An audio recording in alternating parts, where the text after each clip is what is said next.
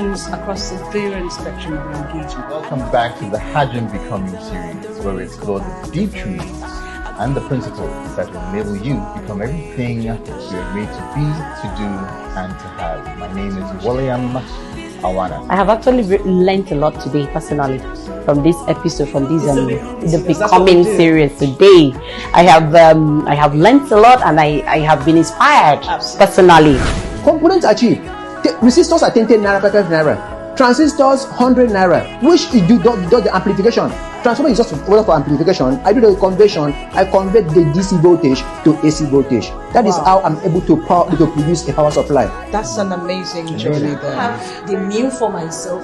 So what I do is go into the village. Love collaborations and partnerships. Empower with the women. It's like, let me buy the food. Wow. Please do this for me. In turn, I'm paying them money. So they mill the oil for me. I check it is what I want for my consumers, for my customers. So that's how I've been able to maintain that. Great. Obviously, you have a lot of teams. I mean, a lot of people working with you on this. So with time, gradually, as we're growing, definitely, is to acquire, to rent more farmlands, like for the farm fruit, where we can harvest, and all of that to ours, and we have our own plantation. But for now, we're just doing what we have. Great job.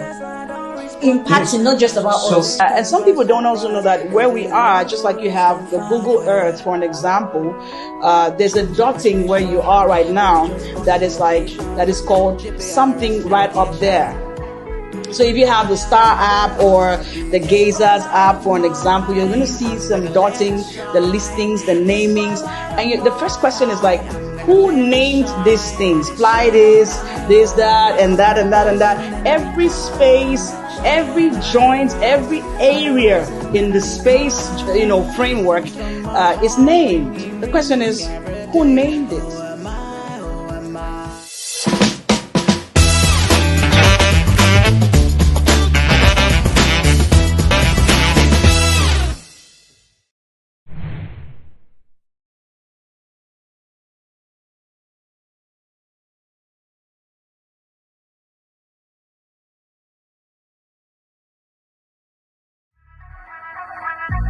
Questions from my heart ringing every day. Who am I? Who am I? Some more, believe some more, love some more. It's bright light of mine, I'm gonna let it shine. Back to the Hajim Becoming series, where we explore the deep truths and the principles that will enable you become what you were created to be, to do, and to have. My name is William Awana, and I'm here with my very lovely co-hosts, Lady in Red. Always a pleasure to be a part of this conversations, trying to understand what African entrepreneurs are doing, preferring local, global, national, intercontinental solutions across the broad spectrum of engagements. Excellent. So in today's conversation, I want to really kick things off with a concept that in my experience is not being sufficiently talked about, and that's the subject of critical thinking, right?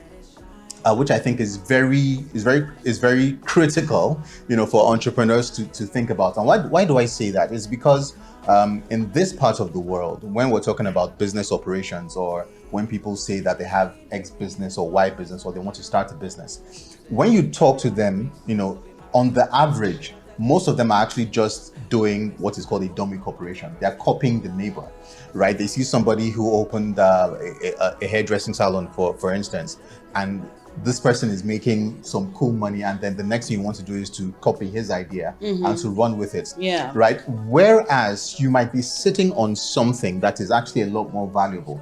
And we've said that the problems that are facing Africa today are so germane that it requires people who are thinking in a specific way to come up with solutions that address these issues, the issue of poverty, the issue of gainful employment, the issue of poor healthcare, infrastructure, all of those things. So it's going to require a lot of us thinking critically, not just about what the problems are, but what we have that we can proffer as solutions. Absolutely. And I'm very glad that in the studio here today, we have two very great entrepreneurs who in their various ways are bringing up different things that are going to help us in some form or the other to tackle these problems? I think it's about social impact engineering. It's about marketing innovation. It's about entrepreneurship in an emerging economy like ours.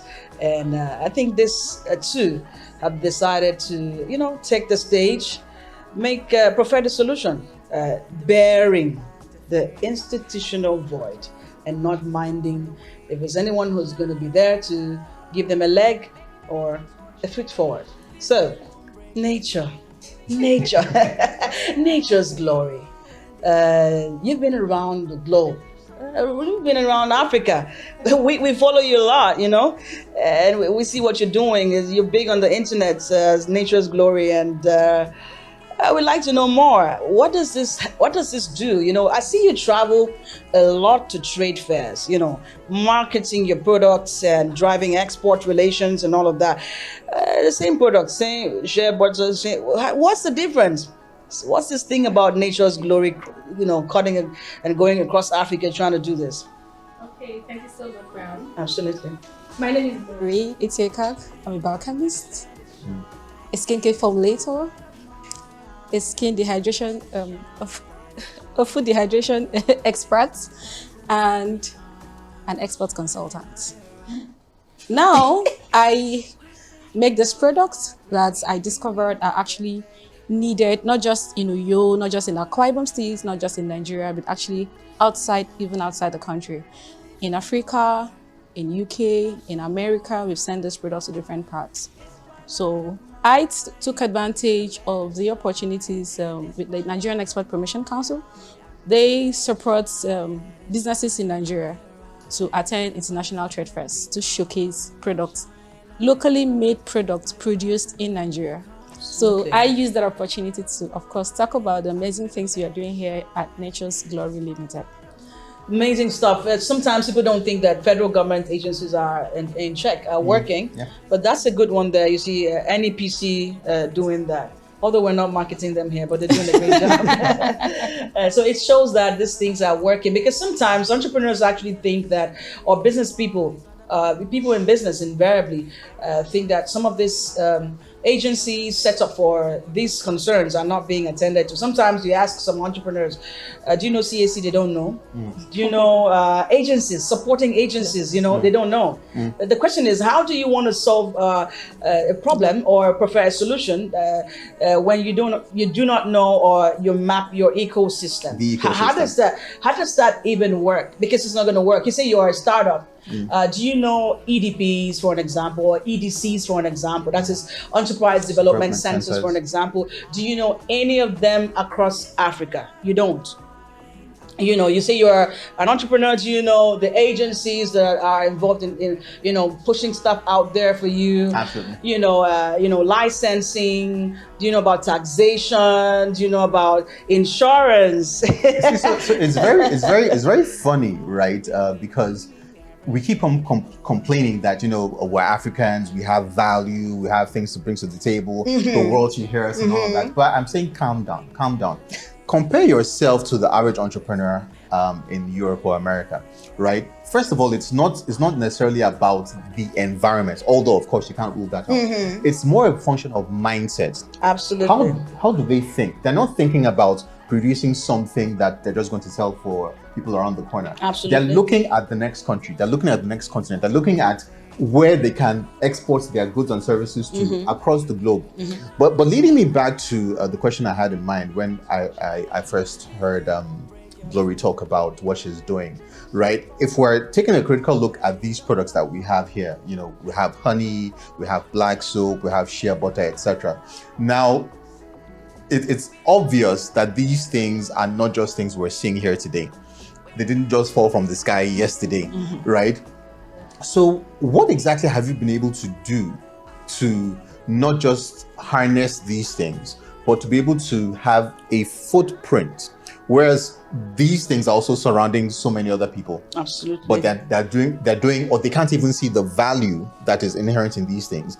And even go the step further to say, how can I even export these things? So what has been your mindset journey like? What propelled you to not just think about how to develop these things, but also how to even export them to other parts of the world? Okay, growing up, I grew up in an environment where, everywhere is natural. Yeah. My dad actually loves very natural things. So and then we have turmeric, for example, growing in our houses. We have thyme, we have curry leaves, we have noni, so many fruits, so many oranges, so many things. And during my master's program in biochemistry, I was exposed to shea butter. I was using it for my hair, I was using it for my skin, and I realized I didn't need any other cream during that period. My skin was so perfect, and I was like, just shea butter could do this for me. I started making creams out of the raw shea butter. I started making, I gave it to other people, and the results were amazing. I started developing interest. Coupled with my biochemistry background of skin cancers, infertilities, what synthetic harmful chemicals can cause in the long run, I decided to actually go into natural skincare formulation, natural products in general. And it's really, really been amazing because I started by advocacies. I started telling people what natural products can do. I started telling people why you actually need to consume these natural substances in their purest form. I started telling them why bleaching is dangerous, because even if you're going to the hospital to get your treatment, your skin will not heal for the next 5 to 10 years because you have a bleached skin. So these things actually goes just beyond just, at the surface level, even internally. So I decided to take this a step forward. It's not been easy, trust me. I started from the beginning, I started from the scratch. I started with nothing. I started with less than 5,000 naira. With an idea I had. I started with the cream, shea butter cream, and then we, went ahead to make the soaps, the coconut oil. And since I have a global mindset, I know that my products are not just actually going to just stop here. I started researching, I started finding out what I needed to do by registering with Nigerian Exports Promotion Council for exports. I also had to register my business, my company at a point when we could no longer operate as an enterprise. We need to upgrade to a limited liability company. We are also registered with United States Food Drug Administration, US FDA. That actually means that we can export any of our products to US certified. So we had to do all of those licenses and certifications just to be at the global spots. Great job, great job. So you talk about new markets, new trends, and so there's a thing about brand trust in Africa. So I know that when you go across Africa, East Africa, the rest of those places, they love Nigerian products in terms of the skincare and all of that, and what we're able to do. It's just a new thing, that kind of thing. So what has that journey been for you? Because even for some other products, right, they don't get to patronize, for an example, but for some they do, and then that whole journey of traveling across fairs and how it works in terms of exchange. How does that work? I have been to Togo, and one thing I realized there is I always tell people Nigeria is blessed. No matter wherever I go to, I tell people Nigeria is blessed. We have a lot of these resources. And the the perception they have about us is that we have what they need. When you go to international trade fairs, one of the stands, exhibition stands, pavilions they'll go to is the Nigerian stand. We write it so boldly, this is Nigerian stand. So they always are eager to come to where Nigerian stand is, because they know they will have assorted varieties. And they know that when it comes to quality, it is actually, top rated. Great. So we do not have issues marketing, actually. Absolutely. And convincing them that this is something interesting happened at Togo. I sold the products to a customer, and she was like, I hope you're not just hyping. I hope you're not just selling. I hope you're not just trying to encourage me to buy. And I told her, no, if you buy this product and you don't like it, come back. I'm still here to the end of the fair. And she told me she wants to distribute. I said, fine, go ahead and use them. She came back a few days to the end of the trade fair, and she told me, I hope you have not sold out, because I want to buy everything. Wow. I want to start selling right away. Wow. All the products, because she actually got one of them each, and all of them are so good on my skin and even my siblings, and I want to start selling.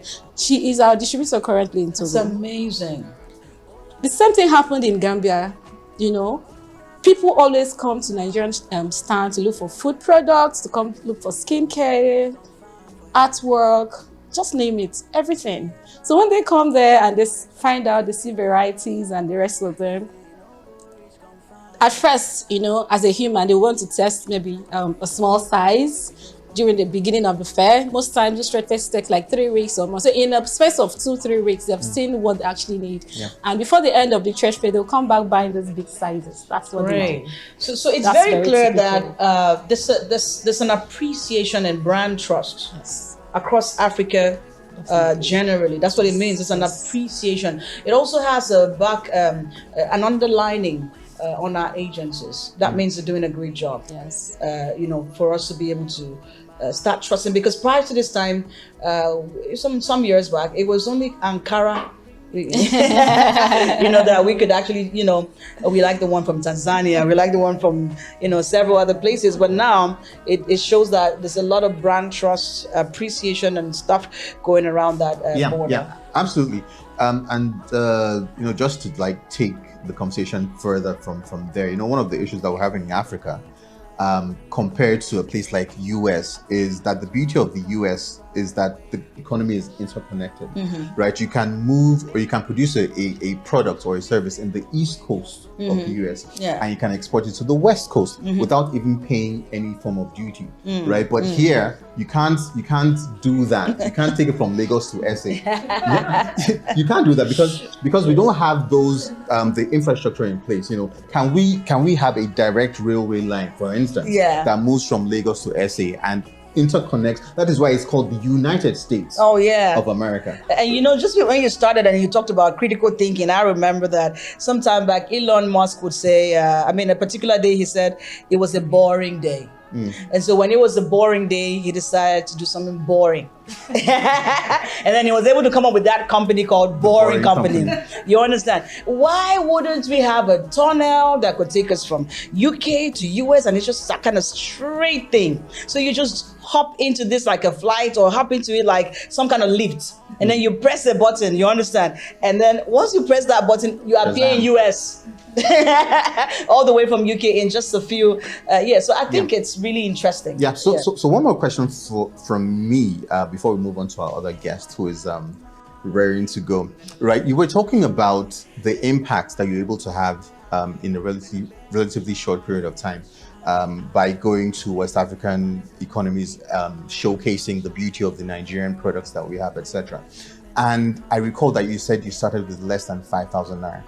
Now, my question is, because you know, if you look at the stats of the Nigerian economy, like I do frequently, and you're looking at unemployment, for instance, you can see that the figures are very damning.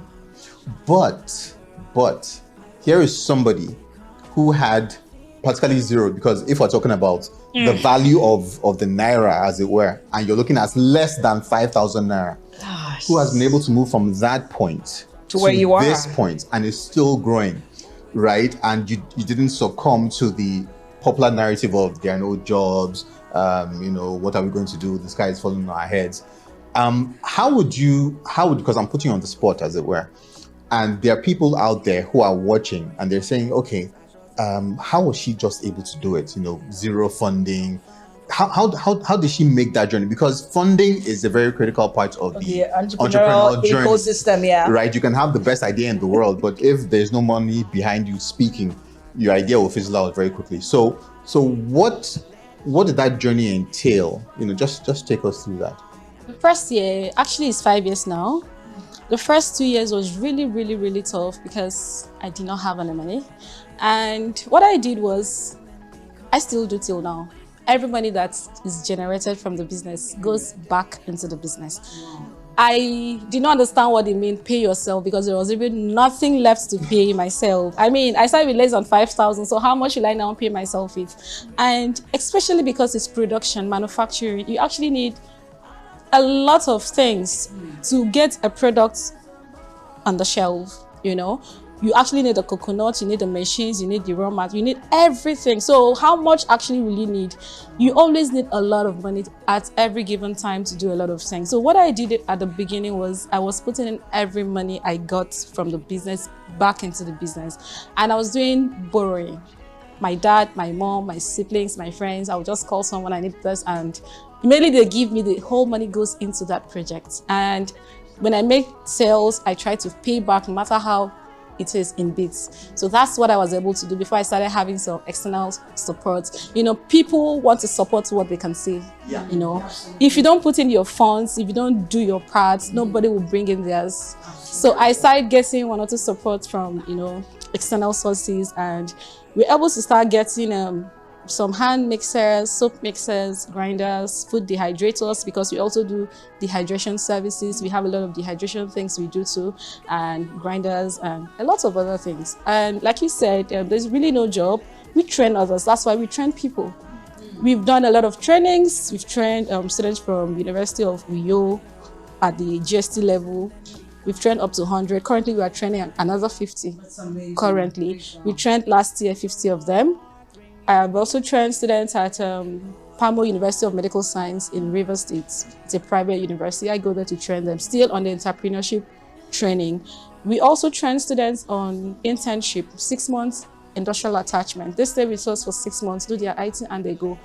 And then we also train students, people, individuals, organizations, anywhere. I mean, we come there, we train you. Our marketers, we have marketers in sales reps in Bayelsa, we have in Abuja, we have in Sierra Leone, we have in Togo, and then currently in Gambia.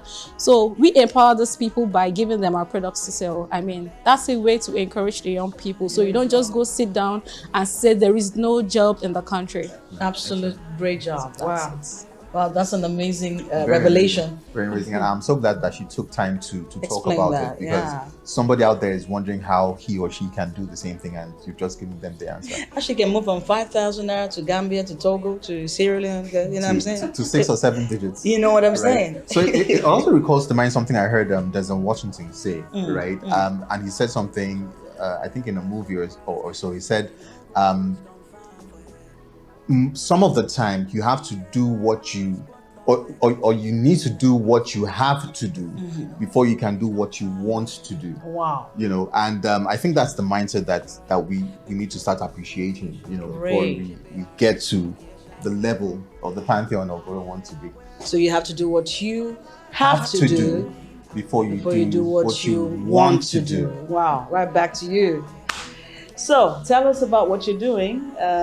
We hear you're doing great stuff in the IT sector. Can you tell us about it? My name is Idongosit Basi of the ID Basis Hub Enterprise. We do digital marketing. That's the brand. So over there, we do business profiling. We do creating of logos, content creating, and management of company or brand pages. We work with about 5 companies currently managing their social media handles, and we have been doing that amazingly. I have people I work with team. You're growing people, you're training. Sure. So what has the journey been? Okay. We know, I mean, invariably that digital space has a lot of transdisciplinarities, and people have gotten from just being social, digital strategists, web designers, to content makers. Content makers, interestingly, are different from content marketers. You understand? And monetization has become the real deal. Lots of people are doing a whole lot around that digital space. So what aspects of digital engagement are you big on? As I said earlier, I'm not doing it alone. I have a team. So the team, I have a staff that do web design. I also have someone that do graphic design. So I do the writing part of the business. Wow. And we are doing good. So that's a complete content digital media space. Sure. Great. So how's the journey been for you? How did you start? Did you start with 5,000 also? Let's know this 5,000 game thing. We started that's about 3 years ago. I would say it was quite challenging. I used to do writing for pages, businesses, without even their consent, freely. Wow. Over time, I think over a year, before people started coming in and requesting to work with, calling for my services. I've been seeing what you have been doing for Mr. A, and it's amazing. So I want you to do the same thing for us. I was like, okay. That was where I started mentioning money for people. Things I used to do for free, I started being paid for those things, and I would say that I'm so happy that the things I do out of fun and passion, I'm getting paid for those things.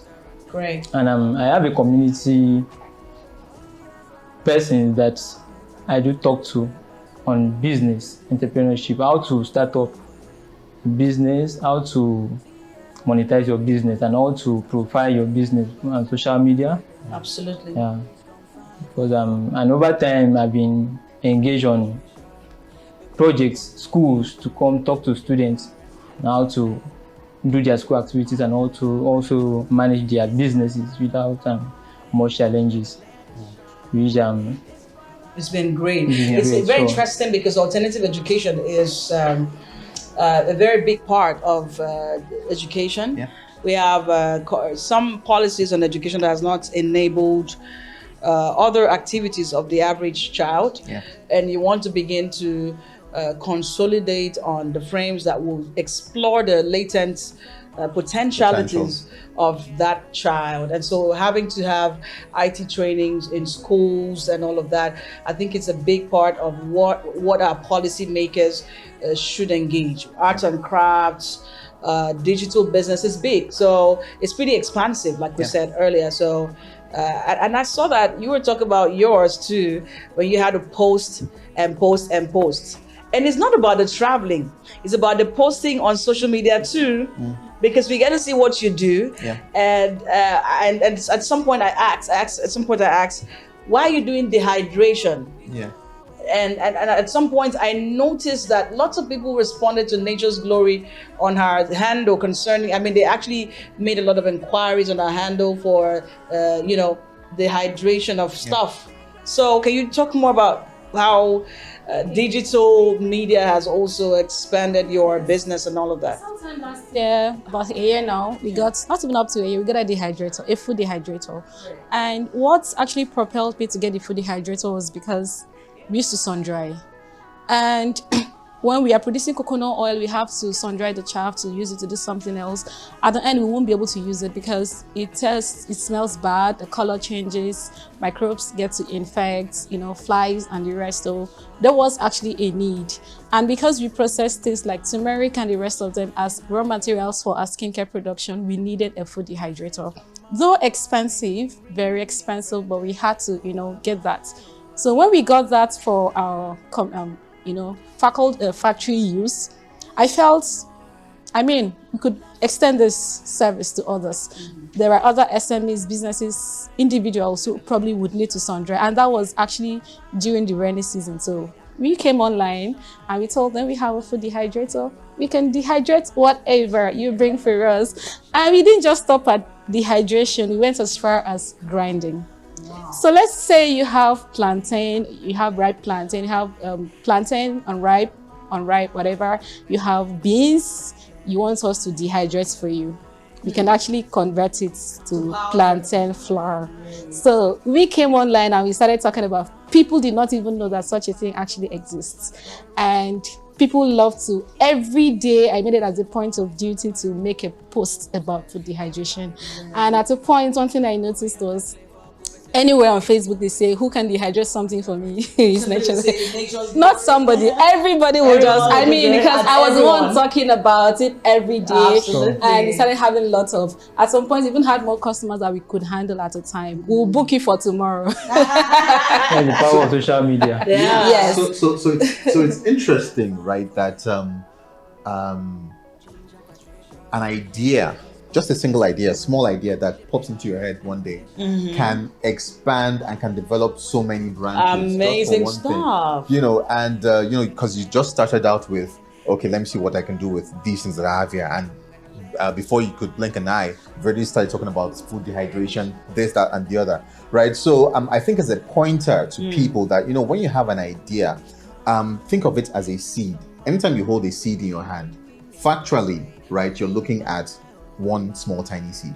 But in that seed is the container of not just a tree with fruit, but a forest. Because once that seed goes in through a process, it multiplies. So all the potential of a forest starts with a single seed. You don't know the value of the idea that you have until you explore it and it begins to grow in your hand, right? But lead me back to ID, because he was talking about a couple of things around his business, web design and all of that. And, because we're looking at a situation where things are getting technology driven very rapidly, extremely rapidly, right? And if you're looking at things like logo designing and all of that, if you're looking at places like Europe and America, and the trend is gradually beginning to come here, where things like logos, as an example, are just being designed by a system, right? There's no actual human interface there. You just, for instance, someone was telling me that you just plug in your idea. Okay, this is my brand name. Yeah. It's now bring up like 10 different progressions of that field. Choose. It will design logo. It will design letterhead. It will design, So having to leverage the power of technology and artificial intelligence, right, versus training people, to develop competencies in that, sooner or later we're going to see a divergence.